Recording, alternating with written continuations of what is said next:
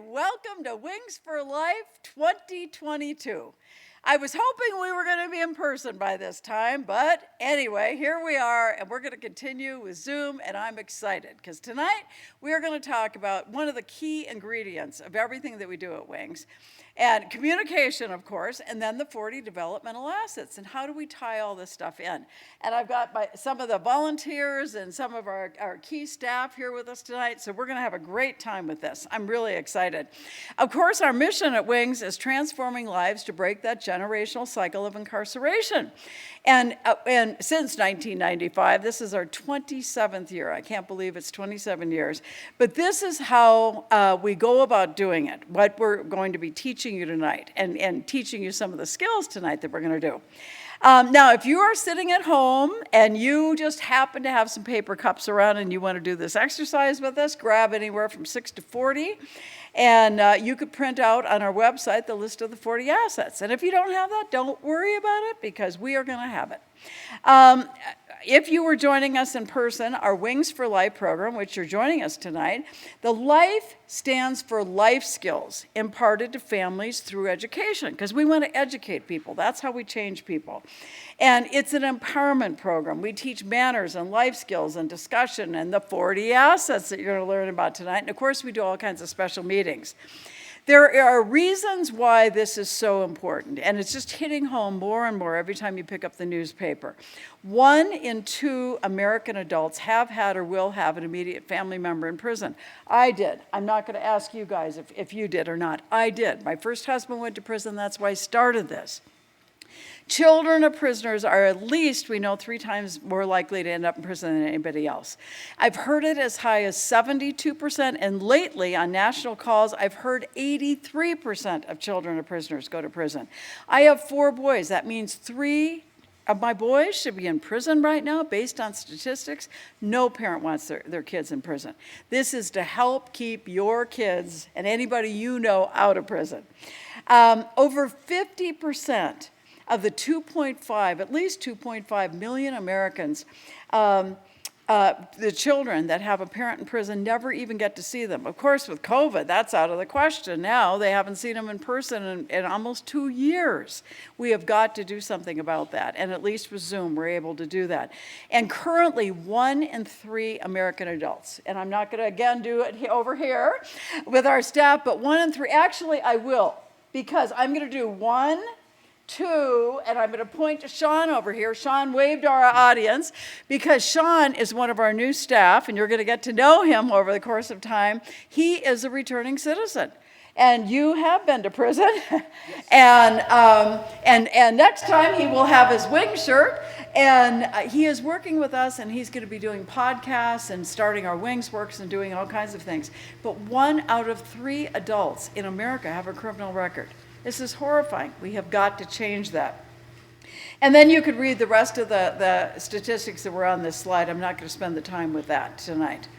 I am proud to say that when we were meeting in person for 14 years, our recidivism rate with our Wings for Life program was only 4%.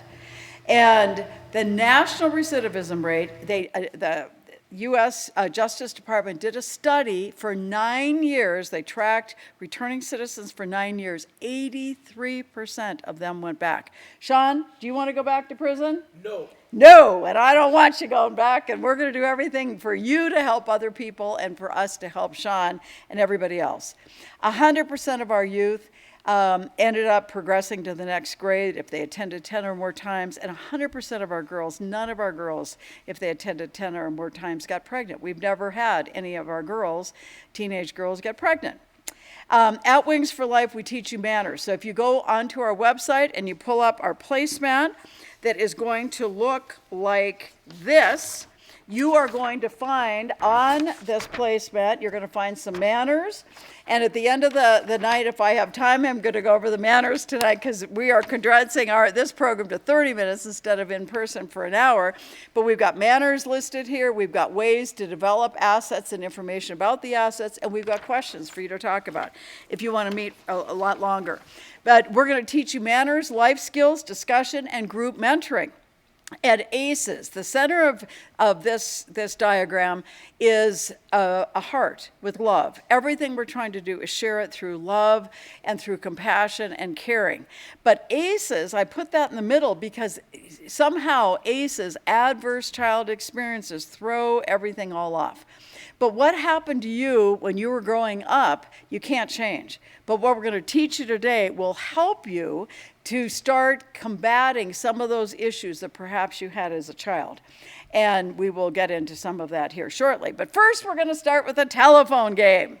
And so I'm going to whisper in each of their ears, and then I'm going to have Sean come back and tell me what he heard.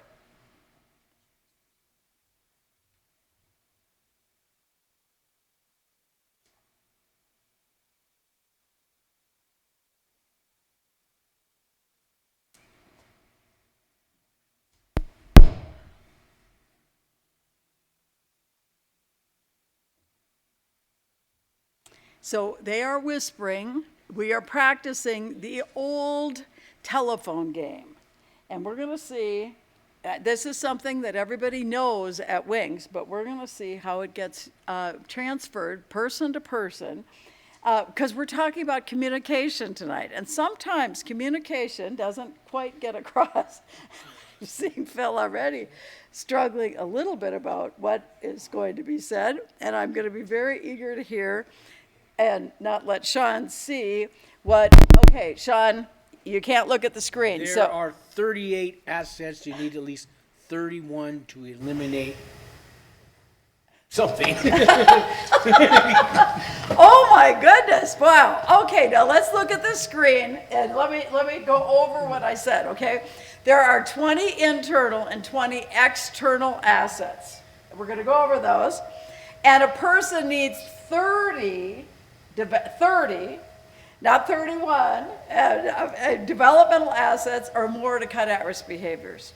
So here is, it only went through 4 people, and you heard how crazy that came up. And poor Sean didn't know the language that we were using. The other 3 knew about developmental assets, but somehow it didn't go through. So we're talking about 38 of something and 31 of something, and crazy. So communication is so key. So we're going to keep doing some things, teaching you about communication. Now we're going to do a little balloon toss game, and Phil is our karate instructor.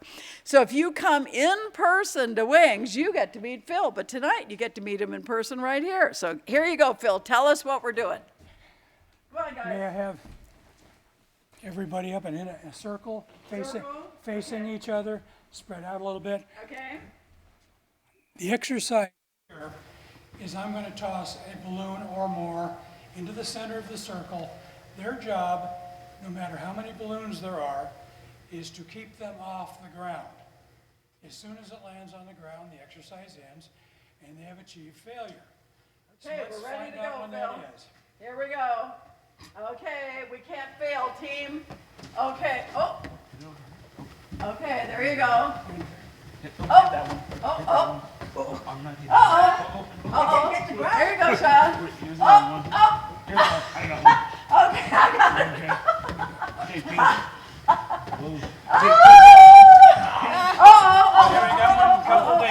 I think we failed here. We've reached failure. I think we should give them one more chance. Oh, I think you should too. I think we should step away from the edge there. Oh, yeah, let's get, we had another on the ground. We had 4 on the Go ahead ground. and toss. Okay, here we go. We're gonna be gentle. It is easy at this time. Once, I'm sorry. A little Okay. harder. Okay. Okay, Mary, We're going. here we go. Oh, there's Maybe another one. higher is better. Little too. harder. On the chair. That's on the chair. They lost. There's another one. Oh, not too much. And down we go. All right. Okay, Balloons well, back. we have failed again. Now, this exercise is designed to create teamwork. In this exercise, the whole job was to keep the balloons up. So each one of the team members here, their job was to cover their area and hit the balloon so somebody else could then take it, keeping the balloons in the center. And each time we add a balloon, we added a degree of complication. And eventually, in all teams, there is failure. So I have enough balloons down here to guarantee failure. But we got to 3. Once we got to 4, it's hard to visualize all of that.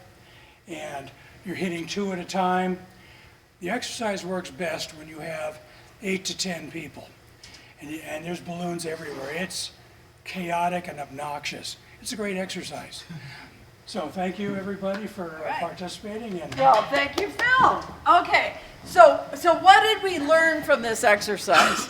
If you had given us a little bit more instruction up front that you were going to throw in 6 balloons ultimately for us to keep track of our area, that would have helped, right? yes, full instructions in this case, became obvious. More balloons. And you just all of a sudden had more stimulus. There wasn't enough time to train. Each person didn't know what their job was, other than to keep the balloon up. So anything that was near them, they were trying to keep up. And sometimes 3 or 4 balloons were landing on one person, and all of a sudden balloons go everywhere. But if we had a chance to train everybody here, they would know their job, they would focus on their job, and they would know how to hit. Now, they didn't know they had feet. Your feet could keep the balloon up. You have 2 hands, 2 feet, you have your head, you have shoulders, you have all sorts of tools that you can use to keep the balloon up.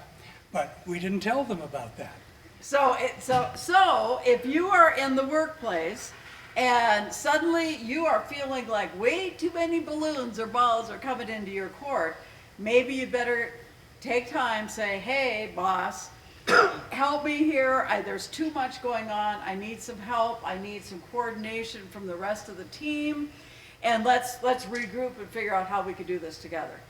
And that's why we have weekly staff meetings every week. Because believe me, I got too many balls in the air, too many balloons coming at me. And Phil and the world would keep slamming at me, and we all need to work together as a team. So, okay, so let's move into our next one. Now we are going to do our cup stand. So cup exercise. So if you guys want to bring out the cups here.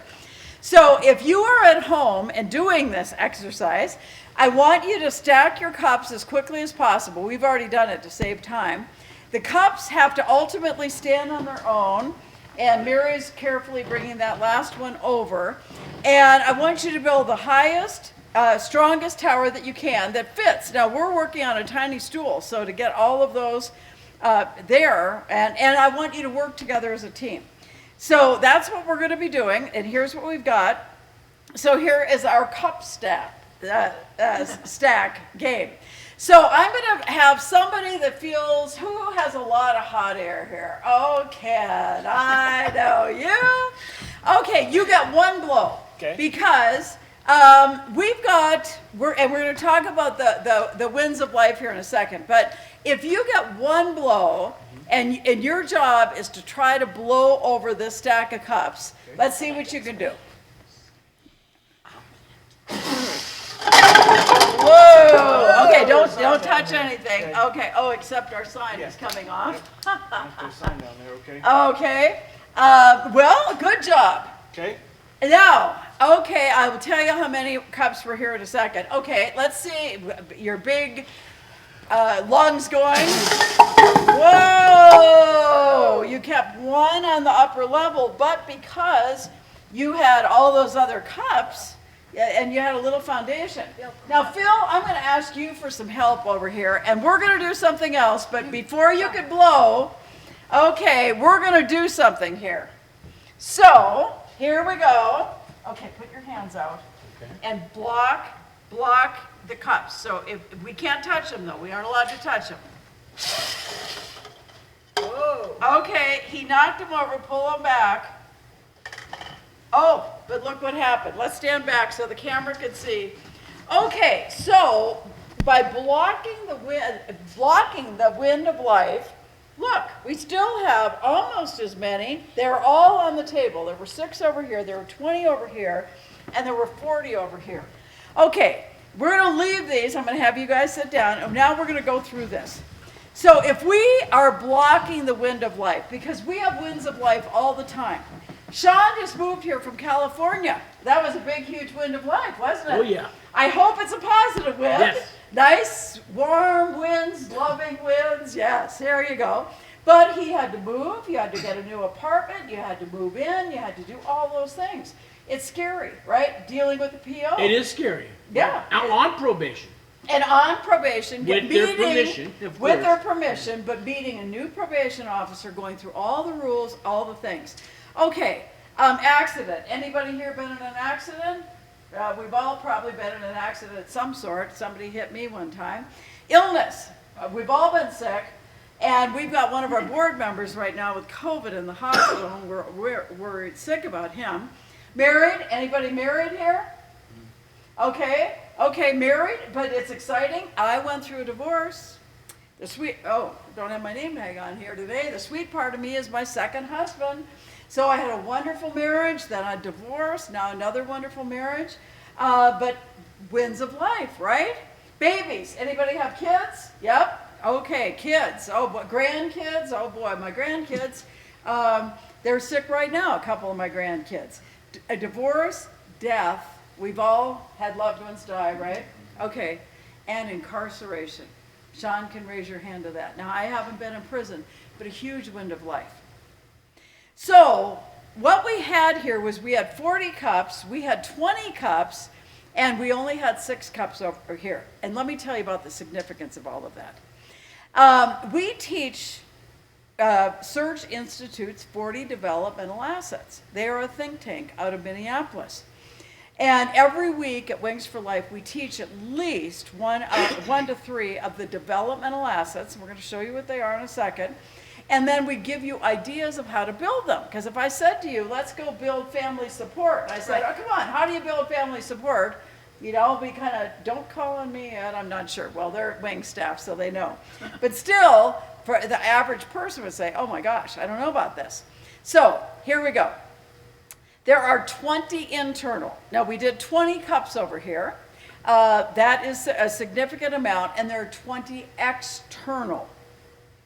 The number one asset is family support. So if I gave you an example, and on the screen you could see this, you could eat one meal together.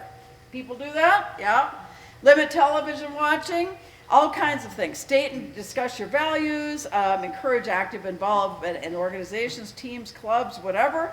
If we gave you all those ideas and then said, what else do? You'd probably come up with all kinds of ideas.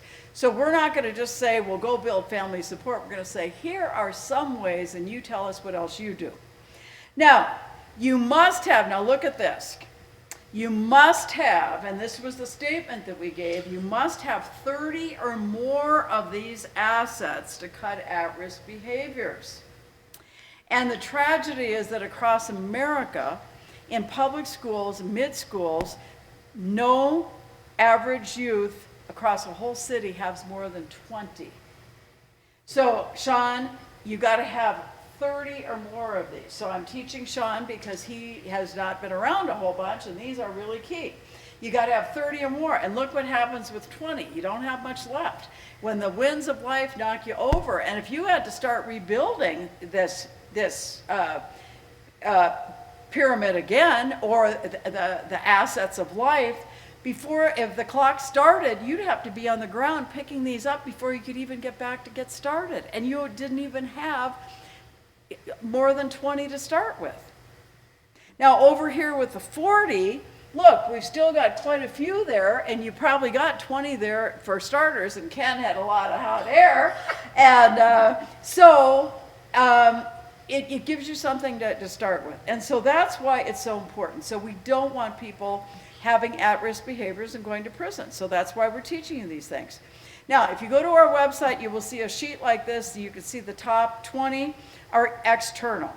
And we do, and I'm going to get into all the assets here in a second, but we have intentionally focused themes over a course of a month. We try to address money, finances, work, job, school. For kids, what's their job? It's going to school. So we talk about that. Parenting classes and family communication, just even tonight, learning about these assets. This is communication. And then, of course, we talk about issues that are unique to incarceration. Every week, as I said, we are going to have a placemat like this. You will find it on our website along with this tape talk and all the other handouts that we have available for you. Now, let's get into the external assets. Number 1, family support. And number 2, positive family communication. Do you guys feel like you have that? Yep. Pretty much? Okay. Other caring adults. Are we all other caring adults? Yep. We are all. And boy, Phil really is another caring adult when he's working with the kids. But look at this, a caring neighborhood. Now, it doesn't have to be physically next door. It could be in your school, at church, at Wings. Do you feel like you're coming to a safe place? Number 5, caring school work environment. I hope we are creating a good work environment where people feel welcome. Parent involvement in school. How many, Ken, you're a parent, were you involved with the kids? Phil, you were, and I was. Yeah, we were all involved there. Community values the youth. Now, this is something that, do we value when the teens come into our program? We do. But that's intentional. We are intentionally doing that, and it's very important for that. And youth as resources. We had a youth help us set up the sound system tonight. How wonderful was that to have her in here helping? She's only 10 years old, and yet she's learning how to set up all the sound system. Now, number 9, community service. It's very important. How many of you volunteered as a youth for different organizations? Sean's not sure. As a youth, okay, but as a youth, community service is so important, but even as adults, volunteering.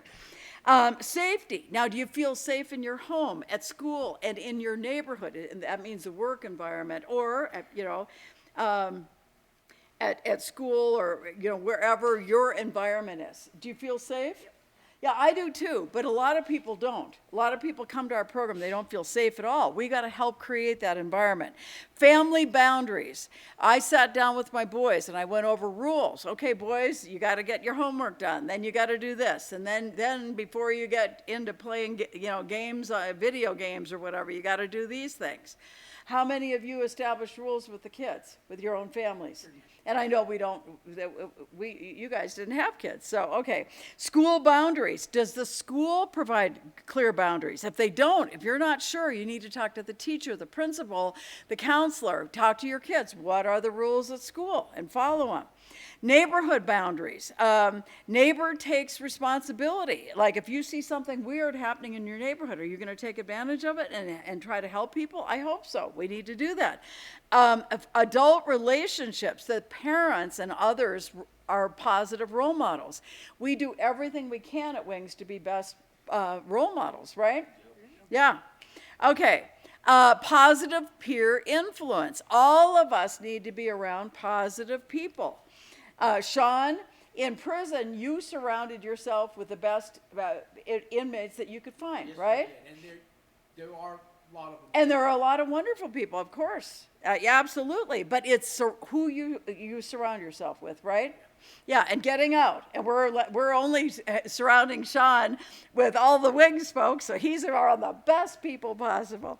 High expectations. We're expecting people to do well. We just expect it. We don't take mediocre. We're going to do things right. We're going to clean this church up and leave it nice when we leave. That clear expectations. Creative activities is very important for all of us, but especially kids, to spend 3 or 4 more hours in a week doing theater, arts, music, something fun. I sing in a church choir. I don't know, do you guys do anything fun? I know, Phil, you probably do karate. I know you do basketball. I sing, play guitar. Sing, play guitar? YouTube, yeah, and all your YouTube stuff? Yeah, and Mary volunteers everywhere, so of course. And youth programs. It's so important for kids to get involved in youth programs, so we got to keep that in mind. Religious community. Any religious community. It doesn't matter what denomination, if you're Christian, if you're Hindu, if you're Muslim, it does not matter. But if you spend 1 hour more a week, this is one of those 40 assets that you need. How about here? Anybody? Do we all do that? Time at home, that we have time at home with nothing to do. Boy, I don't know if I qualify very much for that. I always have something to do, but then I can relax and just have fun too. Now, those first 20 were the external assets. Now, let's look at the internal. What's inside of us? What are the internal? Achievement motivation. I know we all are motivated to do well. School performance. A person has a B average or better. Omar, our Zoom master, just told me at UNM, he got all A's and 1 B. Yay, we're so proud of him. He wants to perform well. All of us want to perform well, don't we? Homework hero, that you do your homework. It's so important to get that homework done. Not only get it done, but turn it in. It's teaching responsibility. Practice. Bonding to school. What? Practice, practice, practice. And that's what homework is for, is to practice. Reading for pleasure. How many of us read for pleasure? Yep, we all read for pleasure. And we've got whole talks about reading, but it's just been in the paper recently again. The inmates across America, the reading level is no more than 3rd grade. And the new Bible in the prisons is written at a 3rd grade level. If you're in prison, you're listening to this, you know anybody, you've got to get kids to read. So reading, you learn to read through 3rd grade. 4th grade, you have to read to learn. And that's why the reading level is what it is. Caring. I know, everybody here. Yep. Caring. Person places high value on helping other people. Equality and social justice, absolutely. We all want the best for everybody, and we work hard at it. Integrity, do we stand up for what we believe in? Yes, we do. Honesty, are we going to tell the truth? Of course we're going to tell the truth. My gosh, why do we not want to tell the truth? It'll backfire on us anyway if we don't do it. Responsibility, person accepts and takes responsibility. I know we all do that. Restraint. Person believes it's important not to be sexually active or use alcohol or other drugs. This is really important. My gosh. We are trying to teach people these things. Planning and decision making. Do you know how to plan ahead and make good choices? Interpersonal competency. Person has empathy, sensitivity, and friendship skills. I know everybody here on this stage has that. Cultural competence, that we appreciate and get to understand and know and appreciate people of different ethnic backgrounds. And my gosh, just look at us on the stage here. We're all unique and special individuals, right? Okay, resistance skill, that we can resist negative peer pressure. Sean, yes, and Sean ended up in prison, but you ended up getting out ahead of time and started all kinds of programs in prison because you got out of that thing. Peaceful resolutions, that we want to resolve things nonviolently. Absolutely, we don't want to hurt anybody. Personal power, that we seek to resolve conflict nonviolently. And actually, next week, Ken is going to talk about that and share Martin Luther King's 6 nonviolent philosophies. Right? Self-esteem, high self-esteem. Everybody here. Yeah?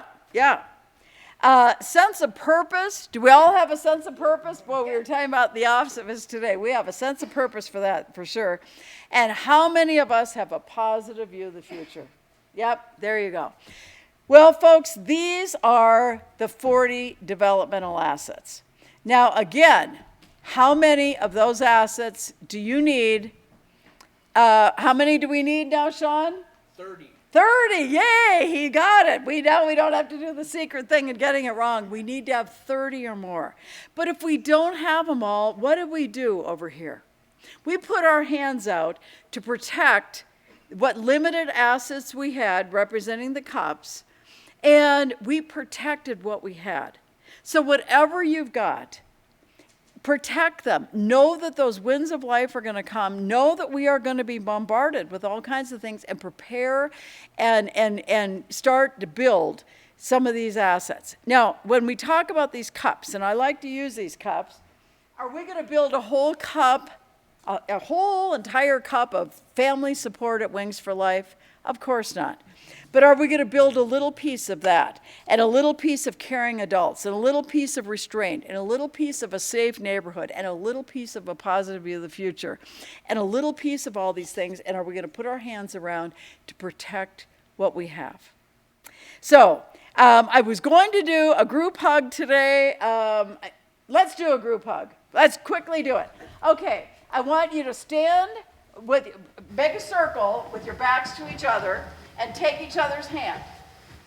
take each other's hand, and now I want you to flip around till you're facing each other. Go.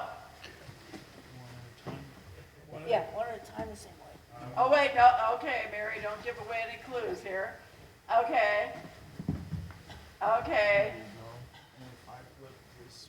Okay, Ken gave a little instruction. Okay. There you go. Okay. So what was the key? Teamwork. Teamwork. Moving And one at a time. one at a time. And it's really fun to do a big, huge group, because finally, if I give them the clue, but again, communication, working together, sharing, and not grabbing, and I'm going to be the one to turn, but working together as a team. So there you go. Now we've had our group hug. Now I'm going to close with the story here. I always like to close with a positive story. And I was sharing this actually in the office the other day, and I thought, oh, this will be the story I'm going to share today. Can you sleep when the wind blows? Can you all sleep when the wind blows? Here you go. Years ago, a farmer owned land along the Atlantic seacoast. He constantly advertised for hired hands. Most people were reluctant to work on farms along the Atlantic because they dreaded those awful storms that raged across the Atlantic, wreaking havoc on the buildings and the crops. As the farmer interviewed applicants for the job, he saw a steady stream of people, but finally a thin, short man, well past middle age, approached the farmer, and the farmer said, "Are you a good hand?" And he said, "Well, sir, I could sleep when the wind blows." Well, the farmer was puzzled by the answer, but he was desperate for help, so he hired the man. Well, the little man worked well around the farm, busy from dawn to dusk, and the farmer felt quite satisfied with the man's work. Then one night, the wind howled loudly in from offshore. Jumping out of bed, the farmer grabbed a lantern and rushed next door to the hired hand's sleeping quarters. He shook the little man and he yelled, "Get up, a storm is coming. Tie things down before they blow away." And the little man rolled over in his bed and said firmly, "No, sir, I told you I could sleep when the wind blows." Well, enraged by the response, the farmer was tempted to fire him on the spot. But instead, he decided he better hurry outside to prepare for the storm.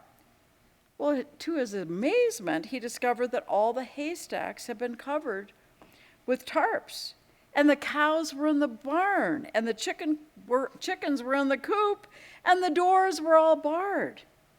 The shutters were tightly secured. Everything was tied down. Nothing could blow away. Then the farmer finally understood what his hired hand had told him. So he returned to his bed and he went to sleep while the wind blew.